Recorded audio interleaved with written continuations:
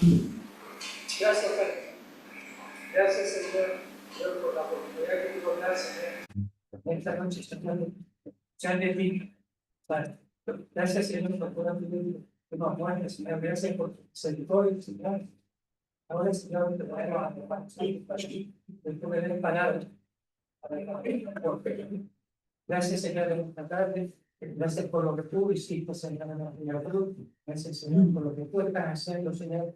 Y gracias por lo que tú harás. En el nombre santo y sagrado de Jesucristo. Amén. Cuando meditaba durante estos días en la palabra, estuve viendo varios pasajes y me di cuenta que la historia del pueblo de Israel está llena de un montón de episodios muy emocionantes y muy curiosos. Y hay varios de ellos que con el tiempo me han resultado de mucho interés. Y uno de ellos ha sido particularmente relevante para el pueblo judío. Fue el periodo o la etapa o el evento del exilio. Siempre me ha sido muy interesante tratar de entender un poco cómo el exilio en Babilonia ha sido para el pueblo de Israel un cambio completo de paradigma en su vida, en la forma en la que él vivía su relación con Dios. Porque este episodio marcó tanto al pueblo que supuso un punto de inflexión en su religiosidad y tuvo cambios muy sustanciales, entre ellos relacionados con aspectos muy problemáticos para este pueblo, como era el tema de la idolatría. Si rememoramos un poco y hacemos un poco de memoria sobre qué es lo que ocurrió o cómo funcionó este periodo previo al exilio, podemos encontrar textos que nos describen fielmente qué situación vivía el pueblo de Israel en este momento y que fue la causante de este juicio de parte de Dios. Por ejemplo, si vamos a Zacarías capítulo 7, podemos leer en los versículos 8 a 14 un pequeño resumen muy rápido del motivo que originó toda esta situación. Zacarías 7, versículos 8 a 14. Dice así: Y vino palabra de Jehová a Zacarías diciendo, así habló Jehová de los ejércitos, diciendo, juzgad conforme a la verdad y haced misericordia y piedad cada cual con su hermano. No oprimáis a la viuda, al huérfano, al extranjero, ni al pobre, ni ninguno piense mal en su corazón contra su hermano. Pero no quisieron escuchar. Antes volvieron la espalda y taparon sus oídos para no oír, y pusieron su corazón como diamante para no oír la ley ni las palabras que Jehová de los ejércitos enviaba por su espíritu por medio de los profetas primeros. Vino, por tanto, gran enojo de parte de Jehová de los ejércitos. Y aconteció que así como él clamó y no escucharon, también ellos clamaron y yo no escuché, dice Jehová de los ejércitos, sino que los esparcí con torbellino por todas las naciones que ellos no conocían, y la tierra fue desolada tras ellos, sin quedar quien fuese ni viniese, pues convirtieron en desierto la tierra deseable. Así que vemos en este pasaje que el pecado que había dominado al pueblo de Israel durante esta etapa previa al exilio fue un abandono abierto de la ley que Jehová les había dado. Ellos no tuvieron en cuenta a Dios en sus vidas, sino que hubo otras cosas que se convirtieron en su prioridad por encima de rendir culto, reverencia y guardar la ley de Dios. Por encima, como hemos leído, del cuidado a las viudas, a los huérfanos, a los extranjeros, a los pobres, por encima de la misericordia y la piedad hacia sus hermanos, y por encima del propio Dios, aparecieron otros dioses. En ocasiones fueron literales. Sabemos todo este culto a dioses como Baal, como Asera, que vienen descritos ampliamente en los libros de los reyes o de las crónicas, pero también dioses más personales, más figurados, como el yo, como el disfrute personal, como el egoísmo, como la prosperidad de uno mismo, también tomaron la posición que era debida a Jehová. Y el juicio de parte de Dios por ello acabó en lo que conocemos como el exilio. Ahora, este momento marcó profundamente la vida del pueblo de Israel. Y podemos ver a este pueblo que mientras estaba en Babilonia se había sentido desamparado, humillado, se había sentido abandonado por su Dios y herido, pero que también se sabía a sí mismo pecador y culpable de haber abandonado esta ley. Así que durante y sobre todo tras el exilio ocurre un cambio muy interesante de paradigma. Y si vamos a los evangelios que ocurren post-exilio, esta literatura, podremos comprobar cómo hay un viraje en la actitud que toma este pueblo. Acompañarme al capítulo 11 de Lucas. Vamos a leer los versículos 42 y 46. Lucas 11, 42. Aquí, en palabras del Señor Jesús, dice: Mas ay de vosotros, fariseos, que diezmáis la menta y la ruda y cada hortaliza, y pasáis por alto la justicia y el amor de Dios. Esto será necesario hacer sin dejar aquello.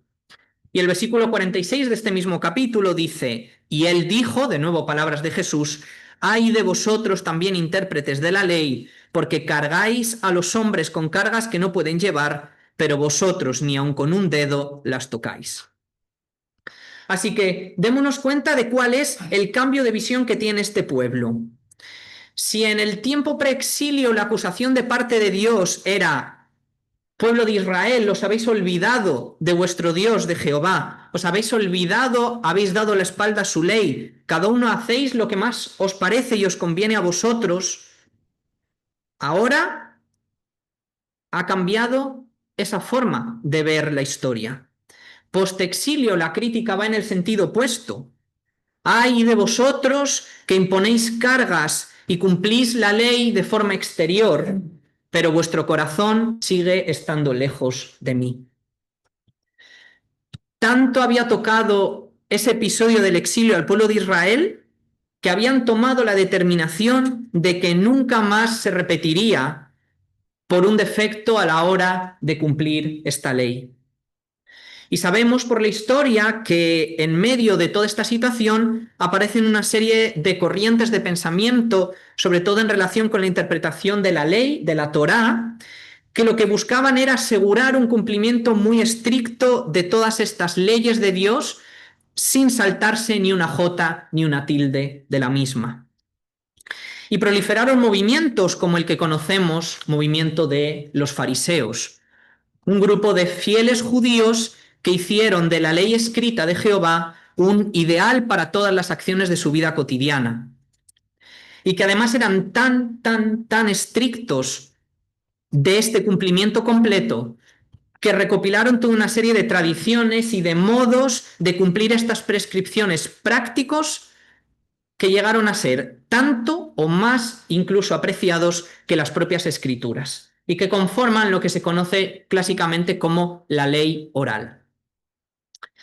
Ahora, si nos fijamos en las palabras del Señor Jesús que hemos leído, podemos ver que esta nueva forma de comportamiento no cambió el fondo del corazón de este pueblo. Porque si antes ellos faltaban a la ley de una manera abierta y comulgaban con otros dioses públicamente y sin ningún tipo de remordimiento, ahora observaban la ley de Dios, pero lo hacían como un fin en sí mismo, sin atender a otras cuestiones como dónde estaba colocado su corazón. Y por esta confianza que tenían en que simplemente cumpliendo estricta y fielmente la ley dada por Dios era suficiente para verse válidos delante de Él, dejaron que hubiera otras cuestiones y otros elementos que hicieran tesoro en su corazón y ocuparan el lugar que realmente debían a Jehová. Así que acabaron creando de nuevo una idolatría velada. Y hermanos, tan mala es la idolatría descubierta como peligrosa la idolatría escondida. Y si parafraseamos al profeta Ezequiel, podremos ver que este pueblo de Israel había pasado de ser un valle lleno de huesos secos a ser un cementerio abarrotado de sepulcros. Sepulcros blanqueados, decorados y hermosos, sí, pero que por dentro seguían llenos de los mismos huesos secos de aquel valle. Y como decía, los que tomaron el testigo de guiar a este pueblo en su reforma tras el exilio, aparte del sacerdocio, fue este grupo de de intelectuales que dedicaron su vida a este estudio de la ley, de la Torá, y a la interpretación de las normas y los modos de conducta que permitían cumplirla de manera estricta sin saltarse ni un solo punto. Y el grupo que tuvo mayor relevancia, que más conocemos y que se menciona en los evangelios, era el grupo de los fariseos. Y cuando pensaba en ellos, muchas veces me doy cuenta que yo mismo me imagino a estos hombres como personajes rígidos, personajes estrictos, con espaldas y cuellos estirados, con ropas almidonadas y miradas estrictas, cargadas de juicio, que miran al resto de judíos por encima del hombro, que se creen superiores y que además tienen mentes continuamente maquinando el mal. No sé si os podéis ver reflejados en esta situación. Y pienso en mi cabeza, hipócritas, lobos en medio de corderos. Pero realmente los fariseos, cuando surgen a inicios del segundo siglo antes de Cristo, provenían de maestros de la ley que realmente vivían su vida tratando de honrar esta ley de forma estricta y genuina. Y eran admirados por todo el pueblo. Eran personajes respetados y los jóvenes deseaban ser como ellos, deseaban estudiar bajo su conocimiento. Ellos enseñaban al pueblo a guardar la ley y a honrar a Jehová. Ellos realmente se concibieron como pastores y no como lobos para estas ovejas. Y de hecho, sorprendente, nos podría resultar que el propio Jesús en algunos lugares de las Escrituras aprueba este tipo de comportamiento, este tipo de función de estos fariseos. En Marcos 23, 2 y 3 dice Jesús: en la cátedra de Moisés se sientan los escribas y los fariseos. Así que todo lo que os digan que guardéis, guardadlo y hacedlo, mas no hagáis conforme a sus obras, porque dicen y no hacen. Y aunque su ejemplo realmente dejaba que desear a la hora de ser imitado, su papel y su enseñanza de las Escrituras era aprobada por parte de Jesús. Nosotros conocemos, gracias a los evangelios, a los relatos, que eran hombres hipócritas realmente y orgullosos, que buscaban su enaltecimiento y que fueron de los principales antagonistas opuestos a Jesús en su vida y un instrumento activo de su muerte. Pero al menos en su origen realmente eran maestros que verdaderamente deseaban acercar a la gente del pueblo a Dios. Y en esta tarde, con esta pequeña introducción, me gustaría que meditásemos en otra de las parábolas de Jesús, que se encuentra en Lucas 18, y en la que él ejemplificó a uno de estos personajes haciendo una serie de cosas muy particulares, que es la conocida parábola del fariseo y el publicano. Lucas 18, a partir del versículo 9. Y dice así esta parábola: a unos que confiaban en sí mismos como justos y menospreciaban a los otros, dijo también esta parábola. Dos hombres subieron al templo a orar. Uno era fariseo y el otro era publicano. El fariseo, puesto en pie, oraba consigo mismo de esta manera: Dios, te doy gracias porque no soy como los otros hombres, ladrones, injustos, adúlteros, ni aun como este publicano. Ayuno 2 veces a la semana, doy diezmos de todo lo que gano. Y permitidme el atrevimiento de que paremos la parábola aquí, a pesar de que aún queden 2 versículos más para leerla. Porque mi objetivo en esta tarde no es utilizar, como muchas veces se hace, al personaje del publicano para censurar y condenar las malas acciones de este hombre aquí llamado fariseo, sino más bien observar que quizás debajo de los ropajes religiosos de este hombre podamos encontrar alguna lección de valor de la vida de un fariseo para nosotros en esta noche. Y en primer lugar me gustaría comenzar con una primera lección dentro del mensaje de este fariseo para nosotros. Versículo 10 de nuestro pasaje dice que 2 hombres subieron al templo. Así que lo primero que nos encontramos es un fariseo que acude al templo. Los fariseos eran sin duda hombres muy ocupados y entre sus múltiples funciones conocemos que se encontraba el servicio a Dios y la dedicación intensiva al estudio de la ley, tomándose horas y horas y horas para meditar en esta ley de Jehová hasta el punto de ser grandes conocedores de las Escrituras y capaces incluso de recitar pasajes muy extensos de memoria de estos textos. También se dedicaban a interpretarla e ir actualizando todos estos preceptos que hemos dicho de la ley oral para facilitar que pudiese ser cumplida de manera práctica para el pueblo. También administraban las sinagogas locales y también se dedicaban a ir evaluando cómo era la vida religiosa de las comunidades de judíos en aquella época. Por otro lado, eran grandes maestros que tenían a su cargo múltiples estudiantes a los que instruían y a los que dedicar tiempo para su formación. Impartían conferencias, a menudo viajando de ciudad en ciudad y de pueblo en pueblo.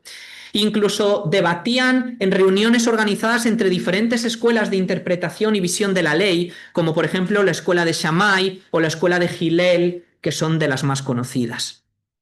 Y a pesar de todas estas ocupaciones suficientes, sin duda, para llenar todo un día de trabajo completo hasta la noche, aquel fariseo de la parábola dedicó el tiempo necesario para subir al templo. ¿Y por qué era tan importante este templo? Si vamos a Primera de Reyes 8, veremos un pasaje que nos demuestra por qué el templo era un lugar absolutamente imprescindible en la relación del pueblo de Israel con Dios. Este pasaje de Primera de Reyes 8 corresponde a una parte del discurso y oración que Salomón pronuncia en el momento de la dedicación del templo que él construye, que fue ideado originalmente por su padre David. El primer templo que se construye en la historia del pueblo de Israel dedicado a Jehová. Y vamos a los versículos 27 al 30. Fijaros en cómo dice Salomón. ¿Pero es verdad que Dios morará sobre la tierra? He aquí que los cielos de los cielos no te pueden contener, cuánto menos esta casa que yo he edificado. Con todo, tú atenderás a la oración de tu siervo y a su plegaria, oh Jehová Dios mío, oyendo el clamor y la oración que tu siervo hace hoy delante de ti. Que estén tus ojos abiertos de noche y de día sobre esta casa, sobre este lugar del cual has dicho, mi nombre estará allí, y que oigas la oración que tu siervo hace en este lugar. Oye pues la oración de tu siervo y de tu pueblo Israel. Cuando oren en este lugar, también tú lo oirás en el lugar de tu morada, en los cielos. Escucha y perdona. Nos damos cuenta de cuál es la gran importancia que tenía este templo para el pueblo de Israel. Este templo representaba la morada del gran Dios y creador del universo, de Jehová, el Dios de los ejércitos, aquel a quien los cielos y los cielos de los cielos no pueden contener, pero que decide bajar de su magnificencia para morar en un pequeño y humilde edificio construido por seres humanos, por Salomón. En ese templo era donde ocurrían sacrificios, holocaustos, donde múltiples procesos litúrgicos que estaban definidos en la ley de Dios ocurrían como herencia después de dejar a un lado ya el uso del tabernáculo. El templo era el lugar donde Dios habitaba, cerca de su pueblo. Así que para ellos acudir a este templo era cumplir con los mandatos, con esas leyes, con orar, con ofrecer acción de gracias, era ir a encontrarse con su Dios. Y esto no solo en fechas señaladas como fiestas, como ofrendas, como momentos de holocausto, de arrepentimiento, sino había toda una agenda de actividades diarias que ocurrían en este templo, donde los fieles israelitas podían acudir al encuentro personal con Dios. Y eso tenía prioridad en la vida de este fariseo por encima del resto de ocupaciones. Y yo me preguntaba, ¿cómo se encuentra nuestra vida espiritual a este respecto? ¿Se caracteriza por un continuo contacto con Dios o quizás por una decadencia progresiva?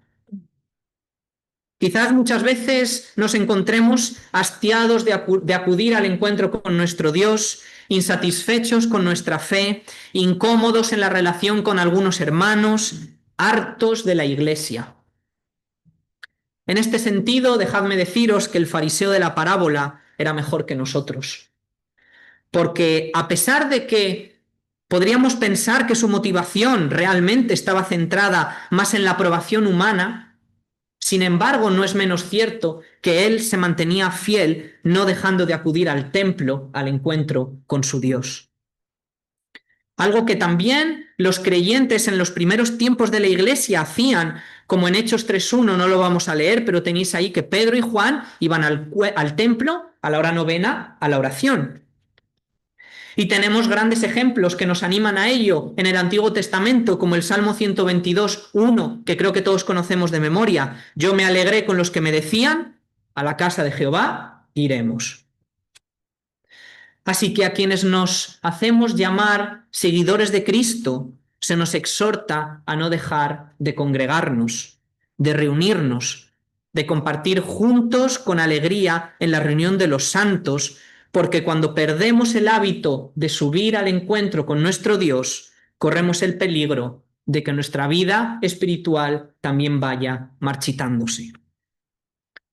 Porque no es solo dejar de encontrarnos con Dios, sino que es perder la oportunidad de escuchar su palabra y la proclamación de las Escrituras y perder la bendición del crecimiento espiritual que viene con ella. Es perder la oportunidad de contribuir con nuestros propios dones a la edificación del cuerpo que es la Iglesia.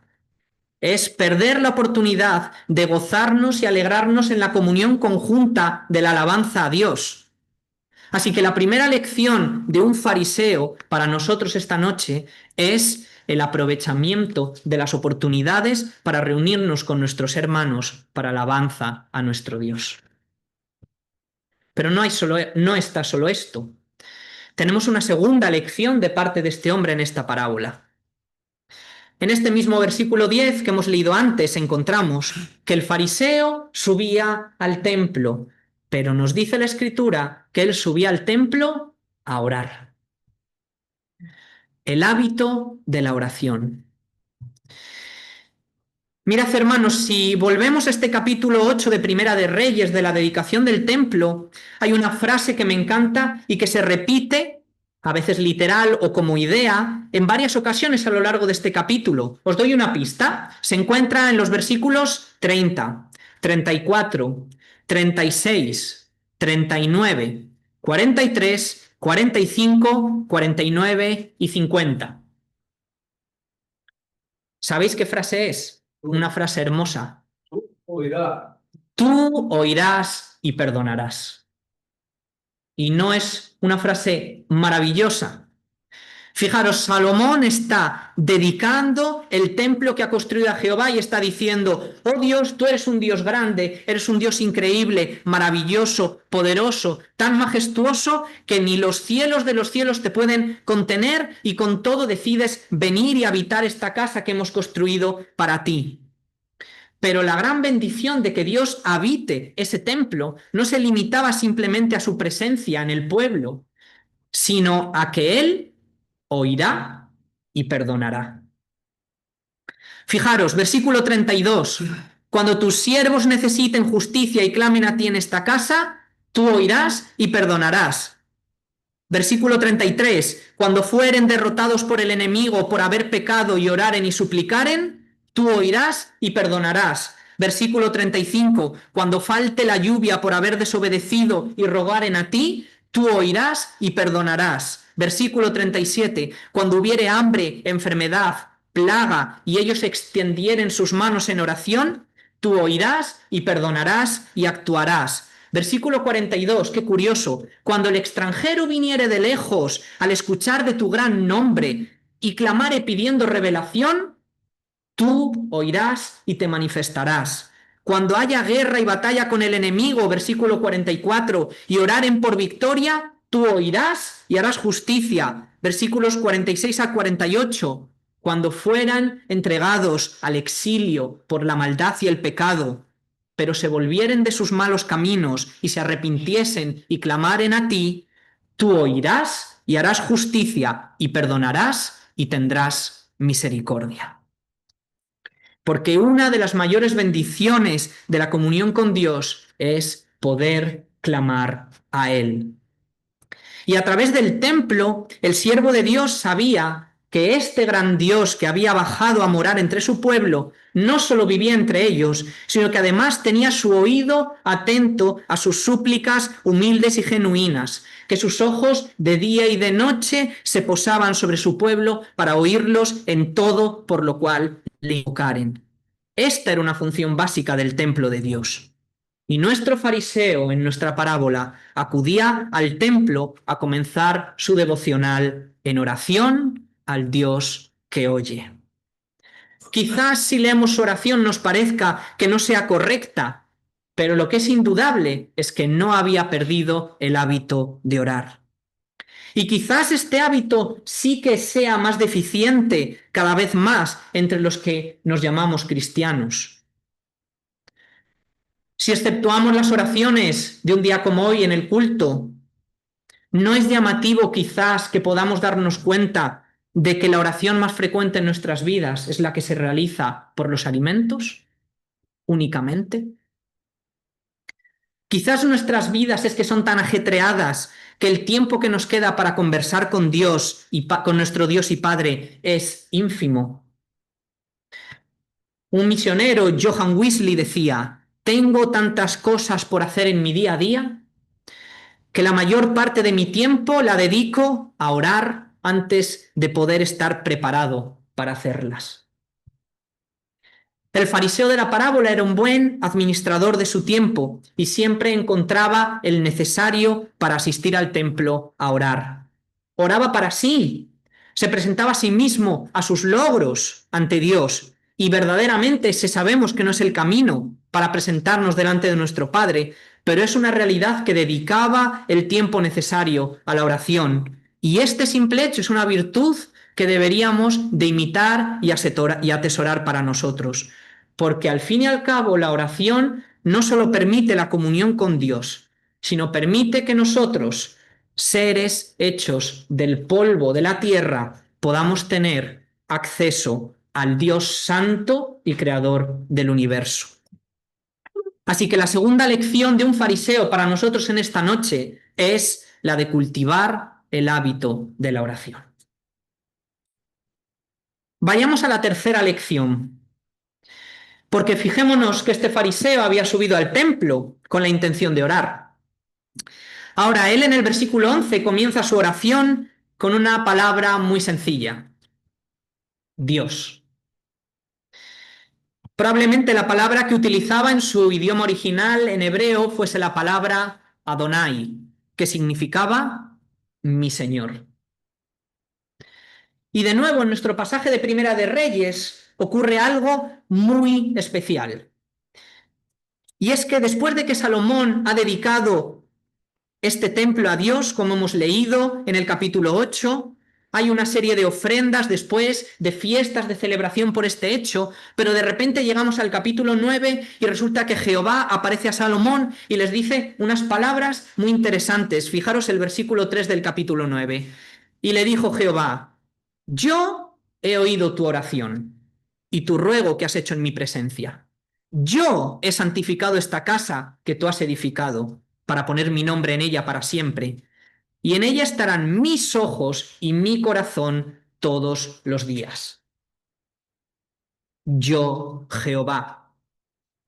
Sí, es cierto que Salomón fue el que construyó esa casa para Dios, pero realmente el templo no dejaba de ser nada más que otro edificio de piedra, aunque tuviese piedras preciosas, oro y metales preciosos, si Dios no era el que habitaba allí. Salomón había rogado bendición de parte de Dios, había rogado que Dios los escuchase en medio de su clamor, pero de nada servía elevar esta oración si Dios no era el que tenía los ojos y los oídos atentos para escuchar la súplica de su pueblo. Toda la bendición que traía el templo y lo que se movía a su alrededor era posible solamente porque Dios misericordioso había deseado acercarse a su pueblo, tener relación con él y escuchar su súplica. Era Dios el elemento esencial entre esas paredes y delante de las oraciones del pueblo, y tenía un sitio especial en medio de esa situación. Y en la oración del fariseo observamos que él también otorga ese lugar especial a Dios. Y es su primera palabra al orar, Adonai probablemente, mi Señor. Él sabía que Jehová era el creador de todo y sin embargo él decidía escuchar su oración, que era un Dios bondadoso, compasivo, que atendía su ruego, que no era un Dios malvado, cruel, que lo desechase, sino que era un Dios que escucha y que tiene misericordia del que se acerca a él con corazón contrito y humillado. Y en su meditación de las Escrituras sabía que éstas presentan a un Dios lleno de amor y bondad para con sus hijos, que sigue sustentando la creación y al ser humano, que tiene misericordia más allá de cualquier tipo de lógica para con los pecadores. Es el Dios que hace llover y salir el sol sobre justos e injustos, el Dios que se ocupa de que la más humilde de las aves tenga su comida cada día, que conseguía vestir a los lirios del campo con mayor magnificencia que al mismo Salomón, y que definía y controlaba la caída de cada cabello de nuestras cabezas. Me gustan mucho los versículos 3 a 6 del Salmo 103, que también son muy conocidos. Él es quien perdona todas tus iniquidades, el que sana todas tus dolencias, el que rescata del hoyo tu vida, el que te corona de favores y misericordias, el que sacia de bien tu boca, de modo que te rejuvenezcas como el águila. Jehová es el que hace justicia y derecho a todos los que padecen violencia. Así que el fariseo de la parábola era un hombre soberbio, era un hombre orgulloso, con un concepto de sí mismo elevado por encima del de los demás. Y esto podemos creer que es verdaderamente condenable, y lo es, pero sin embargo no había borrado de su vida y de su mente a su Señor. Y era su primer pensamiento al dirigir su voz al cielo. Dios, mi Señor. Así que la tercera lección de un fariseo para nosotros esta noche es la de dar a Dios el lugar especial que le corresponde en nuestra oración, pero también en nuestras vidas. Primera lección, el hábito de acudir al templo, de congregarnos. Segunda lección, el hábito de la oración. Tercera lección, el dar a Dios el lugar especial que le corresponde. Pero quizás podamos encontrar incluso una cuarta, una última lección de este hombre para nosotros esta noche, que está en este mismo versículo 11, en el que se narra su oración. Y esta hemos visto que comienza con la palabra Dios y sigue, te doy gracias porque no soy como los otros hombres. Y una cualidad que Jesús quiere destacar aquí en este hombre de la parábola, en este fariseo, es que él no era como los demás.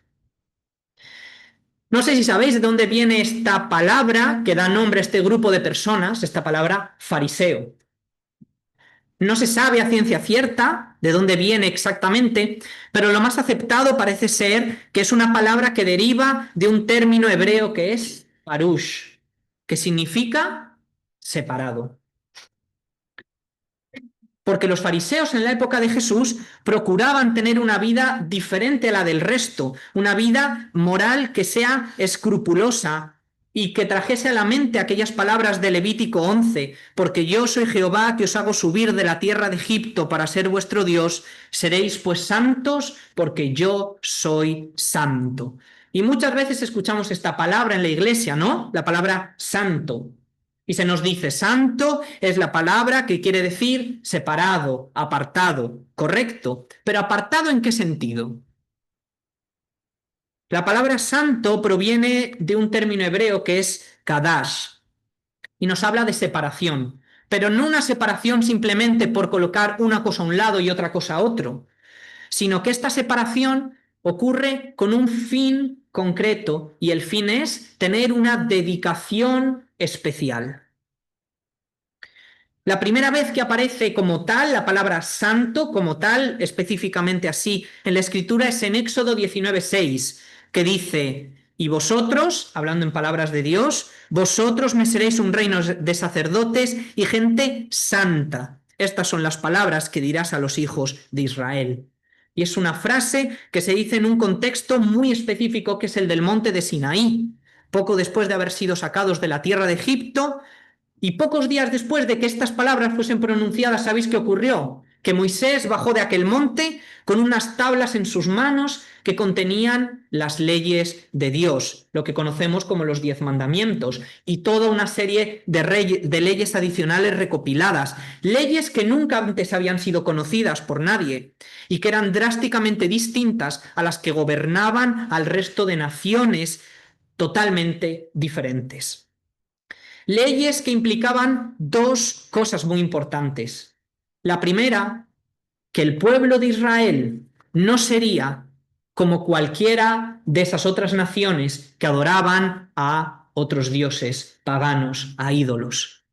Y la segunda, que ellos deberían de estar dedicados de forma especial y exclusiva al único y verdadero Dios. Por eso ellos nunca podrían estar identificados con estas otras naciones, porque estaban totalmente separados para un propósito especial y sagrado, y es el de ser sacerdotes al servicio de Jehová. Este mismo sentido es el que se desprende de las palabras del fariseo en esta parábola. No soy como los otros hombres. Soy diferente. Estoy apartado de aquellos que se comportan de forma contraria a las enseñanzas de Jehová. Como dice nuestro texto, diferente al resto de hombres, ladrones, injustos y adúlteros.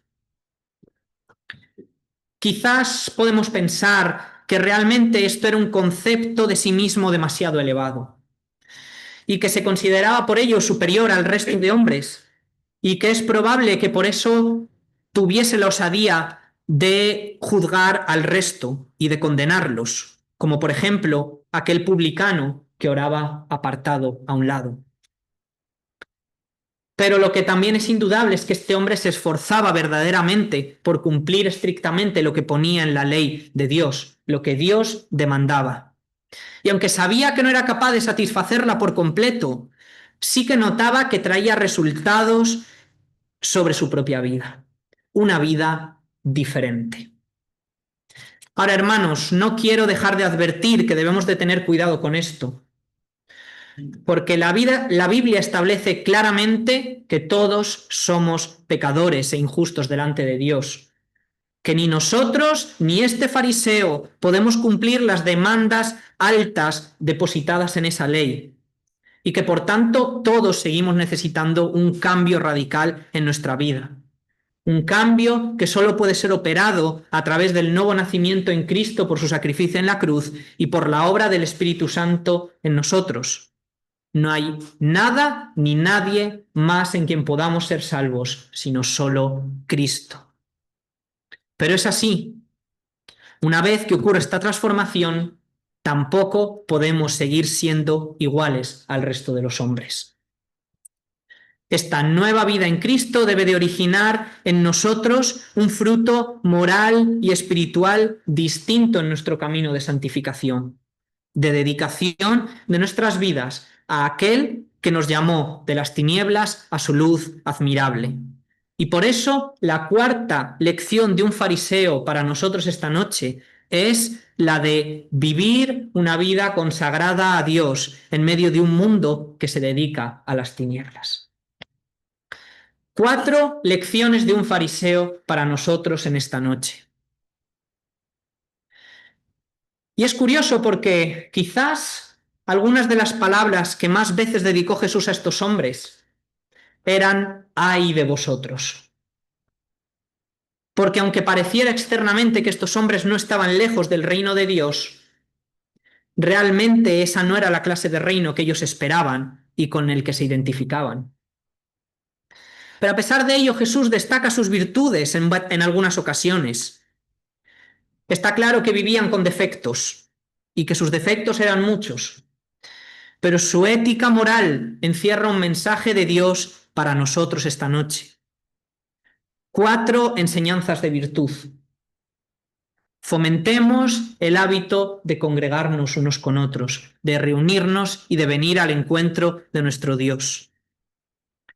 No descuidemos el privilegio de la oración en nuestras vidas, de poder clamar y comunicarnos con nuestro gran Dios y Padre. Tercero, pongamos a Dios y démosle el lugar que realmente le corresponde en nuestra vida.